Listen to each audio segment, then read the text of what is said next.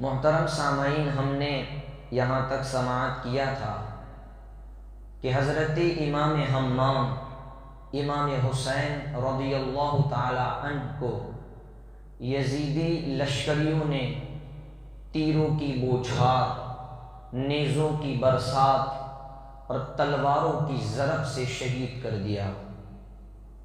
حضرت امام حسین رضی اللہ تعالی عنہ کربلا کے تپتے ہوئے ریت پر شہید پڑے ہوئے ہیں، اور یزیدیوں نے ان کے جسم اطہر پر گھوڑے دوڑائے، ان کا لباس بھی اتار لیا گیا۔ اور روایتوں میں آتا ہے کہ جب حضرت امام حسین کا لباس اتارا گیا تو اس جسم اطہر پر 113 نشان تیروں کے تھے، 33 زخم تلواروں کے تھے اور 34 گھاؤ نیزوں کے تھے، اور ان کے جسم اطہر پر کچھ نیزے ٹوٹ کر کے اندر ہی پیوست ہو گئے تھے۔ حضرت امام حمام امام حسین رضی اللہ تعالی عنہ شہید پڑے ہوئے ہیں۔ حضرت امام حسین رضی اللہ تعالی عنہ کی شہادت کے بعد سب سے زیادہ صدمہ میرے آقا حضور علیہ السلام کو ہوا ہے۔ حضرت ابن عباس رضی اللہ تعالی عنہ فرماتے ہیں کہ میں ایک دن دوپہر کو سو رہا تھا، اچانک میرے خواب میں حضور تشریف لائے۔ میں نے سرکار کو دیکھا کہ سرکار کی زلفیں بکھری ہوئی ہے، سرکار کی زلفوں کے اندر خاک ہے، مٹی ہے، حضور کی داڑھی بکھری ہوئی ہے، اور حضور علیہ السلام کے ہاتھ کے اندر خون سے بھری ہوئی ایک شیشی ہے۔ میں نے پوچھا میرے ماں باپ آپ پر قربان ہو، یا رسول اللہ کیا ہوا؟ اے آقا یہ کیا ہے؟ تو سرکار نے ارشاد فرمایا کہ یہ حسین اور اس کے ساتھیوں کا خون ہے، آج صبح سے میں اس خون کو اٹھا رہا ہوں۔ حضور علیہ السلام کو سب سے زیادہ حسین رضی اللہ تعالی عنہ کی شہادت کا صدمہ ہوا۔ حضرت امام حسین رضی اللہ تعالی عنہ کی شہادت کے بعد کے واقعات سماعت کرے۔ حافظ ابو نعیم رضی اللہ تعالی عنہ نے روایات کے ساتھ بیان کیا ہے کہ جب حضرت امام حمام امام حسین رضی اللہ تعالی عنہ شہید کر دیے گئے تو آسمان سے خون برسا۔ حضرت امام حسین جب شہید کر دیے گئے تو گھروں کے اندر جو پانی سے بھرے ہوئے مٹکے تھے، جو پانی سے بھرے ہوئے بیڑے اور گھڑے تھے، اور جن برتنوں کے اندر پانی بھرا ہوا تھا، صبح اٹھ کر کے دیکھا تو ان گھڑوں کے اندر پانی کے بدلے خون تھا، ان مٹکوں کے اندر پانی کے بدلے خون تھا، تمام برتن خون سے بھر گئے۔ اور حضرت زہری کہتے ہیں کہ حضرت امام حسین رضی اللہ تعالی عنہ جس دن شہید کر دیے گئے اسی دن بیت المقدس فلسطین کے اندر جو پتھر اٹھائے جاتے تھے ان پتھروں کے نیچے تازہ تازہ خون پایا جاتا تھا۔ حضرت ام حبان فرماتی ہے کہ حضرت امام حسین جس دن شہید کیے گئے اسی دن سے 3 دن تک ہم پر اندھیرا رہا، آسمان سے خون برسا۔ حضرت علامہ جلال الدین سیوطی فرماتے ہیں کہ جس دن حضرت امام حمام امام حسین شہید ہوئے اس دن سورج گہن کے اندر آ گیا، اس دن سورج گہن ہوا، اور 7 مہینے تک مسلسل آسمانوں کے کنارے سرخ اور لال رہے۔ 7 مہینے تک آسمان کے کنارے لال رہے۔ آج کبھی ہوتا ہے جب سورج ڈوبتا ہے اور شام کا وقت ہوتا ہے تو آسمان کے کنارے لال ہو جاتے ہیں، آسمان کے کنارے سرخ ہو جاتے ہیں۔ یہ کتابوں میں لکھا ہے کہ حضرت امام حسین کی شہادت کے بعد ایسا ہوا، ورنہ ایسا پہلے نہیں تھا۔ حضرت علامہ جلال الدین سیوطی فرماتے ہیں کہ حضرت امام حسین رضی اللہ تعالی عنہ جب شہید کر دیے گئے تو مسلسل 7 مہینوں تک آسمانوں کے کنارے لال رہے، اور پھر حضرت علامہ جلال الدین سیوطی فرماتے ہیں کہ حضرت امام حسین کے لشکر کے اندر ایک اونٹ تھا، شہادت کے بعد جب یزیدیوں نے اس اونٹ کو ضبط کر لیا اور ضبط کرنے کے بعد اس کو ذبح کیا اور ذبح کرنے کے بعد جب اس کا کھانا بنایا تو روایتوں میں آتا ہے کہ اس اونٹ کا گوشت آگ کی طرح لال ہو گیا تھا، اور جب اس کو کھایا گیا تو وہ کڑوا ہو گیا تھا۔ امام حسین رضی اللہ تعالیٰ عنہ کی شہادت کے بعد مسلسل 7 دن تک میدان کربلا کے اندر اندھیرا رہا۔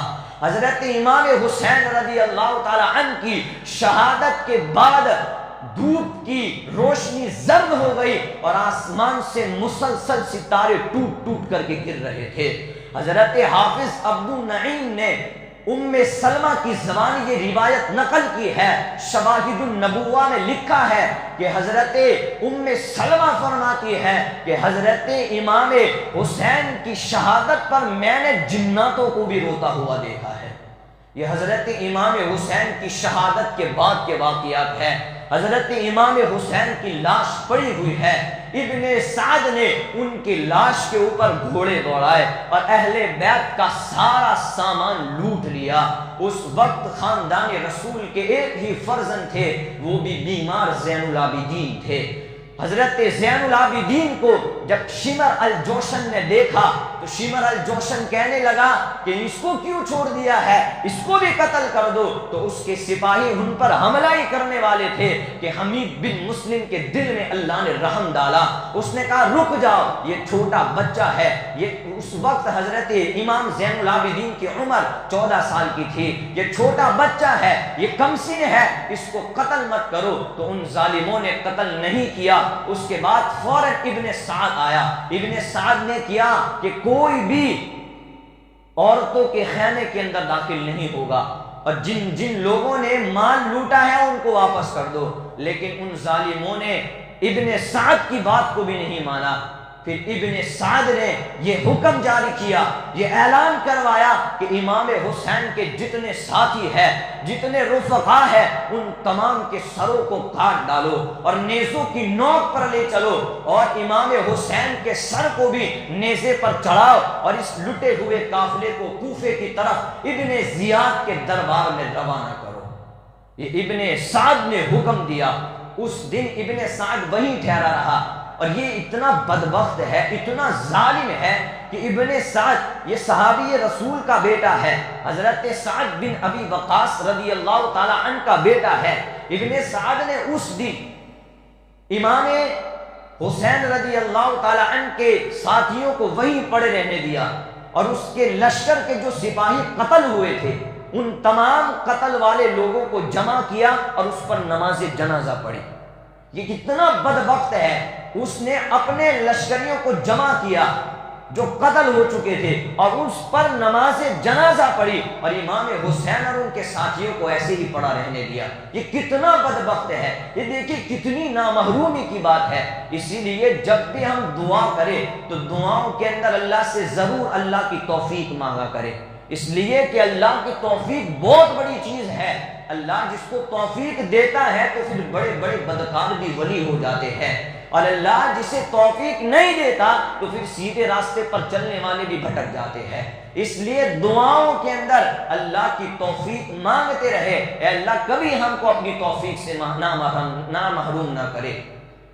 تو ابن سعد نے یہ حکم جاری کیا کہ یہ سارے کٹے ہوئے سروں کو، امام حسین کے کٹے ہوئے سر کو اور اس لوٹے ہوئے قافلے کو، رسول اللہ کی شہزادیوں کو، امام زین العابدین کو کوفے کی طرف لے جاؤ اور ابن زیاد کی بارگاہ میں ان کو پیش کرو۔ یہ سارا قافلہ لٹا ہوا گلی کوچوں سے گزرا اور ابن سعد کے پاس آیا۔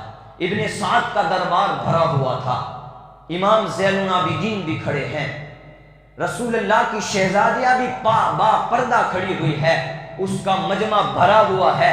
اس بدبخت ابن زیاد نے رسول اللہ کی شان میں گستاخیاں کی، حضرت امام حسین کے خاندان کے بارے میں گستاخیاں کی، اور پھر امام زین العابدین کو گالیاں دی، رسول اللہ کی شہزادیوں کو ستایا، اور پھر ابن زیاد بدبخت نے کوفے کی جامع مسجد میں منبر رسول پر کھڑے ہو کر کے امام حسین کی بارگاہ میں گستاخی کی۔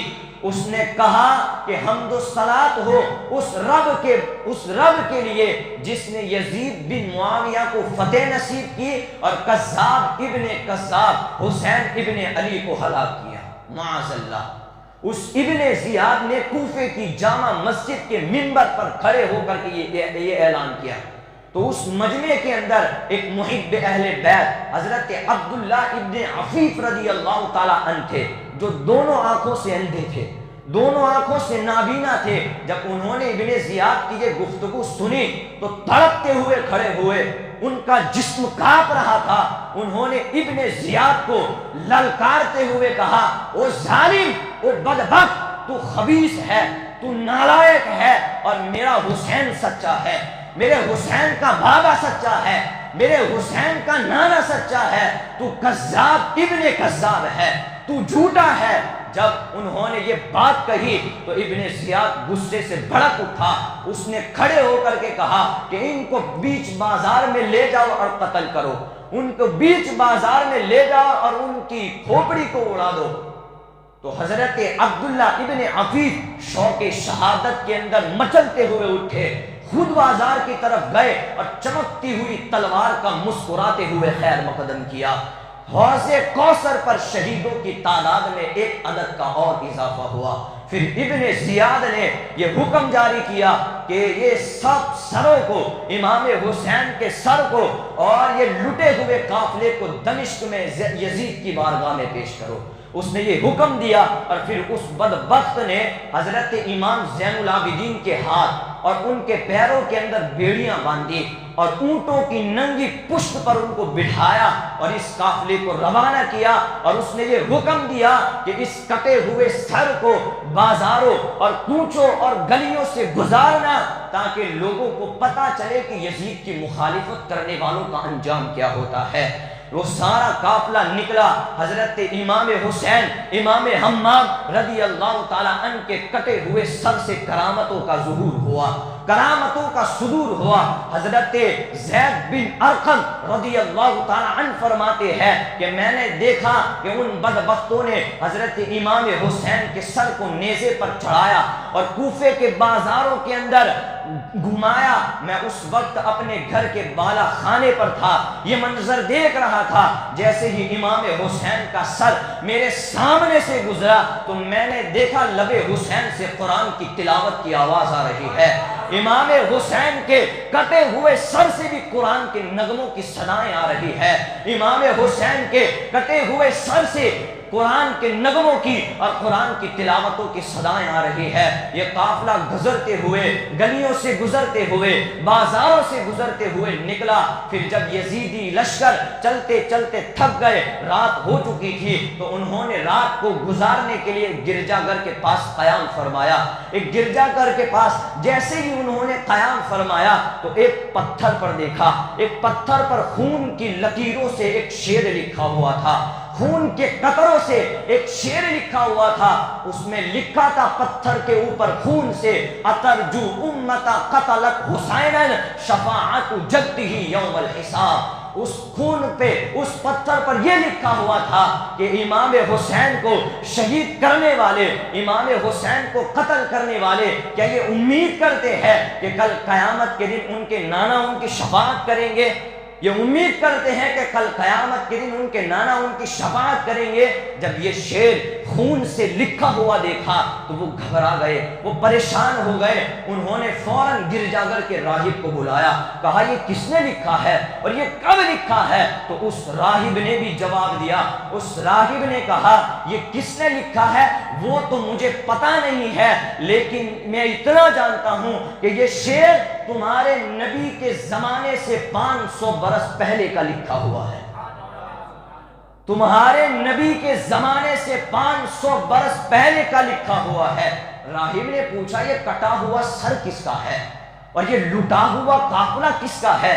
تو انہوں نے کہا کہ یہ رسول اللہ کے خاندان کے لوگ ہیں، یہ کٹا ہوا سر حسین ابن علی کا ہے۔ تو ان لوگوں نے، اس راہب نے کہا تم کتنی بدبخت ہو، تم کتنے خبیث ہو، تم نے تمہارے نبی کے شہزادوں کو قتل کر دیا، تم نے تمہارے نبی کے خاندان والوں کو قتل کر دیا۔ پھر اس راہب نے ان لوگوں کو کہا آج میری تم ایک حاجت پوری کر دو، تم امام حسین کے کٹے ہوئے سر کو مجھے دے دو، میں اس کے بدلے میں ایک رات کے لیے تمہیں 10,000 درہم دوں گا، پھر جیسے ہی صبح کا سورج طلوع ہوگا وہ کٹا ہوا سر میں تم کو دے دوں گا۔ وہ لوگ پیسوں کے لالچی تھے، انہوں نے ہاں کہہ دیا کہ ٹھیک ہے کوئی بات نہیں۔ اس راہب نے 10,000 درہم دیے اور اس سر انور کو لے کر کے اپنے خاص کمرے کے اندر آیا، پھر اس چہرے مبارک پر جو گرد و غبار لگی ہوئی تھی اس کو صاف کیا، اس کو دھویا، اس پر عنبر لگایا، اس پر عطر لگایا، اس پر کافور لگایا اور اس کو زیارت کرنے کے لیے اپنے سامنے رکھ دیا۔ وہ ادب سے زیارت کر رہا تھا، ادب سے زیارت کرتا جا رہا تھا، روتا جا رہا تھا۔ ادھر اللہ کا دریائے رحمت جوش میں آیا، ادھر اللہ کا دریائے رحمت جوش میں آیا۔ اس کے اس ادب سے اللہ راضی ہوا، اللہ نے اس کے لیے اپنے سارے دروازے کھول دیے۔ وہ راہب رو رہا تھا، اس کی نگاہوں سے سارے پردے اٹھ گئے۔ اس راہب نے دیکھا کہ سر حسین سے آسمانوں کی طرف نور پھیل رہا ہے، سر حسین سے ایک نور نکلا اور آسمانوں میں پھیل گیا، آسمانوں میں پھیل گیا۔ اس نے یہ جب دیکھا تو اس نے بے ساختہ ہو کر کے صدق دل سے لا الہ الا اللہ محمد الرسول اللہ پڑھ لیا اور وہ مسلمان ہو گیا۔ دیکھیں یزید بدبخت ہے، یزید بدنما ہے، وہ خبیث ہے، اس کا زندہ جسم خباثت پھیلاتا رہا، اس کا زندہ جسم، اس کے زندہ جسم نے کسی کو کلمہ نہیں پڑھایا، لیکن میرے نبی کے نواسے حسین کی شان کا عالم یہ ہے کہ ان کا کٹا ہوا سر بھی لوگوں کو نبی کا کلمہ پڑھا رہا ہے۔ میرے حسین کے، میرے نبی کے نواسے حسین کے کٹے ہوئے سر کا عالم یہ ہے کہ وہ شہید ہو جانے کے بعد بھی نانا کا دین پھیلا رہے ہیں، شہید ہو جانے کے بعد بھی نانا کا اسلام پھیلا رہے ہیں۔ جب اس نے یہ دیکھا وہ مسلمان ہو گیا۔ جب صبح ہوئی تو سر انور کو ان کے حوالے کیا اور ہمیشہ ہمیشہ کے لیے گرجاگھر کو چھوڑ کر کے محبت اہل بیت کا غلام ہو گیا، اہل بیت کا محب ہو گیا۔ اور پھر اس کے بعد بھی ایک زبردست واقعہ ہوا۔ جو راہب نے 10,000 درہم دیے تھے تو یزیدی لشکریوں نے مشورہ کیا کہ ہم یہی بانٹ لیتے ہیں۔ جب اس تھیلی کا منہ کھولا تو دیکھا وہ سارے درہم پتھر میں تبدیل ہو چکے ہیں، وہ سارے درہم پتھر کے اندر تبدیل ہو چکے ہیں۔ یہ امام حسین رضی اللہ تعالیٰ عنہ کے قاتلوں کا انجام ہے۔ اس کے بعد وہ اٹھے اور وہاں سے وہ قافلے کو لے کر کے دمشق پہنچے، یزید کے دربار میں پہنچے۔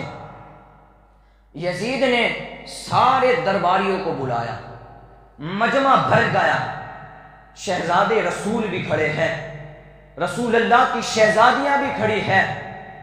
اس بدبخت یزید کے ہاتھ میں ایک چھڑی تھی لکڑی نما، اس نے اس چھڑی سے حضرت امام حسین رضی اللہ تعالی عنہ کے دانتوں مبارک پر مارنا شروع کیا، رخسار و مبارک پر مارنا شروع کیا، پیشانی مبارک پر مارنا شروع کیا۔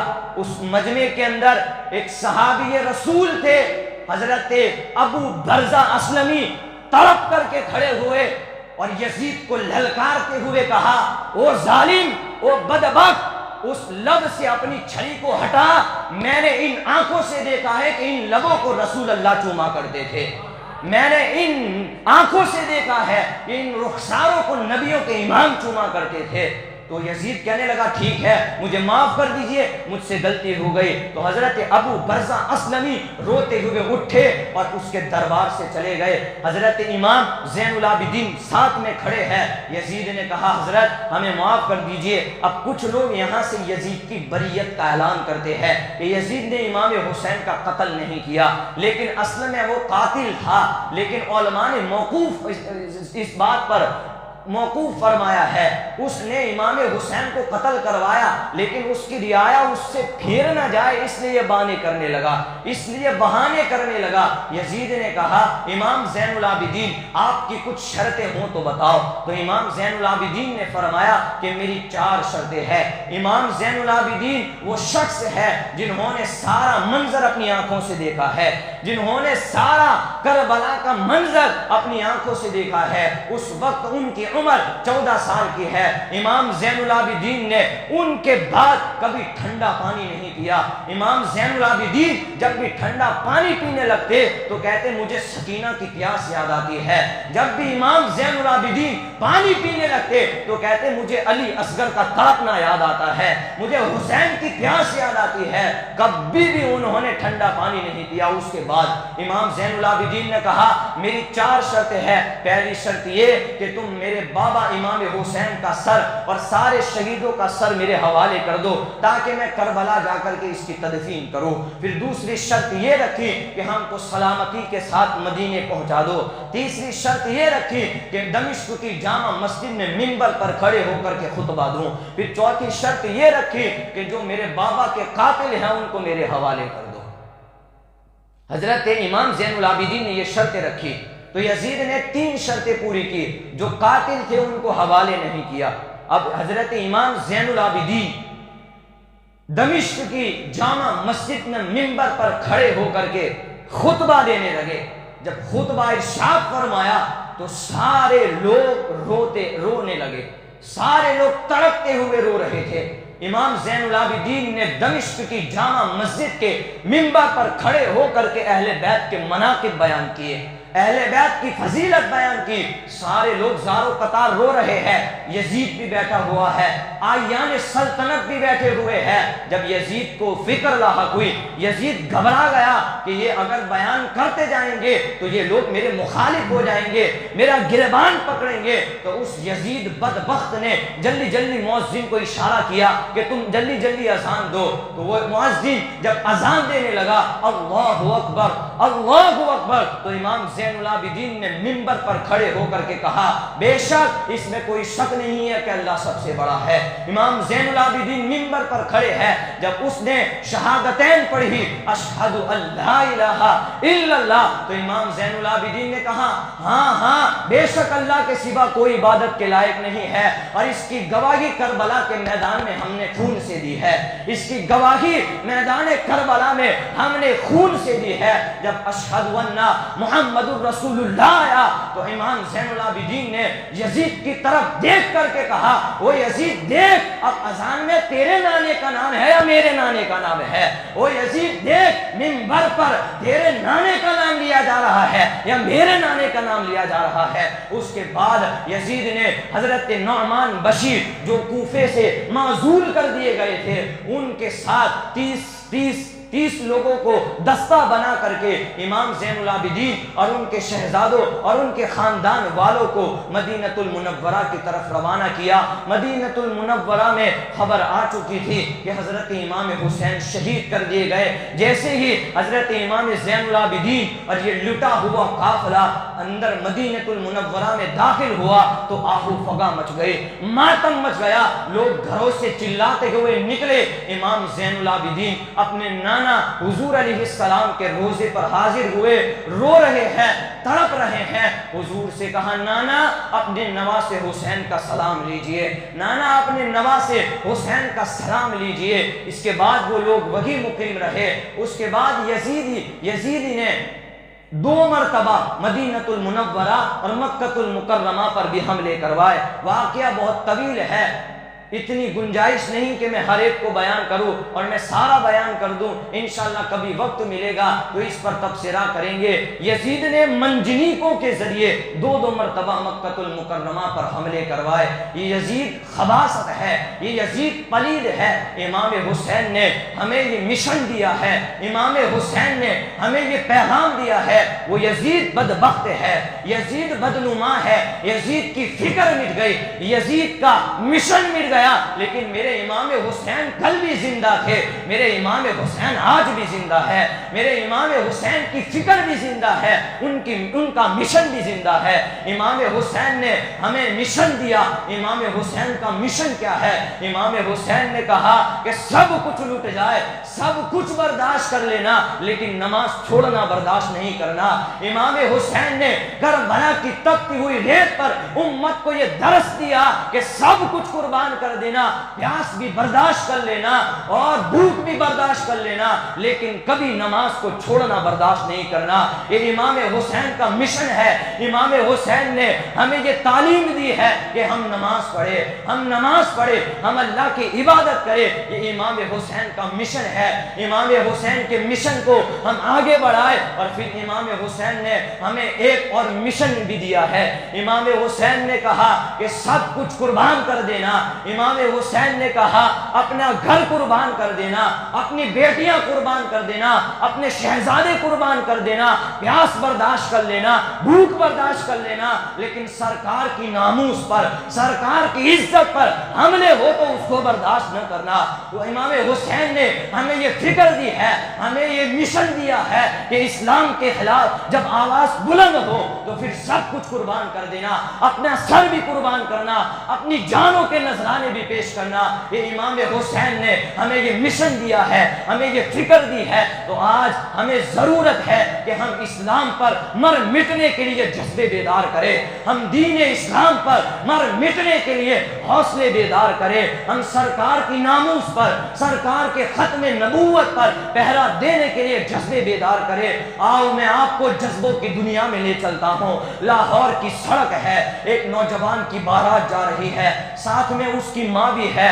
ماں نے جب اپنے کانوں سے گولیوں کی آواز سنی، بندوقوں کی آواز سنی، تو ماں نے آگے بڑھ کر کے کہا کہ یہ گولیوں کی آواز کہاں سے آ رہی ہے، یہ بندوقوں کی آواز کہاں سے آ رہی ہے؟ تو کہنے والوں نے کہا کہ یہ گولیاں ختم نبوت پر پہرا دینے والوں پر چل رہی ہے، یہ گولیاں رسول اللہ کی عزت پر مر مٹنے اور اس کی حفاظت کرنے والوں پر چل رہی ہے۔ تو وہ بڑھیا، وہ ماں فوراً دوڑتی ہوئی اپنے بیٹے کے پاس آتی ہے اور اپنے بیٹے سے کہتی ہے بیٹا صحرا اتار دے، دودھ حلال نہیں کروں گی، دودھ معاف نہیں کروں گی جب تک رسول اللہ کی ناموس پر مر نہیں جاتا، دودھ معاف نہیں کروں گی جب تک سرکار علیہ السلام کی ناموس پر اور ختم نبوت پر مر نہیں جاتا۔ اس بچے نے صحرا اتارا، ماں نے باراتیوں سے معذرت طلب کی، معذرت چاہی، اور وہ شہزادہ، وہ بیٹا دوڑتا ہوا کود پڑا۔ جب وہ زخمی ہو گیا، جب گولیاں اس پر چلی، تو اس شہزادے نے اپنی ماں کو بلا کر کے کہا او ماں ادھر آ، دیکھ تیرے بیٹے نے تیرا دودھ حلال کر دیا، ایک بھی گولی تیرے بیٹے نے پشت پہ نہیں کھائی، ساری گولیاں تیرے بیٹے نے سینے پر کھائی ہے۔ سرکار کی ناموس کے لیے تیرے بیٹے نے ساری گولیاں سینے پر کھائی ہے، پھر وہ شہید ہو گئے۔ یہ جذبہ ہے، ہم وہ جذبوں کو بیدار کریں، ہم ان حوصلوں کو بلند کریں۔ جب بھی سرکار کی ناموس پر، سرکار کی عزت پر، سرکار کی عزت پر جب بھی انگلیاں اٹھے تو بھرپور جواب دے اور بھرپور احتجاج کرے۔ اللہ تبارک و تعالی ہم سب کو حسینی کردار عطا فرمائے، سرکار امام حسین رضی اللہ تعالی عنہ کی سیرت کا فیضان عطا فرمائے۔ وما علینا الا البلاغ۔ السلام علیکم ورحمۃ اللہ وبرکاتہ۔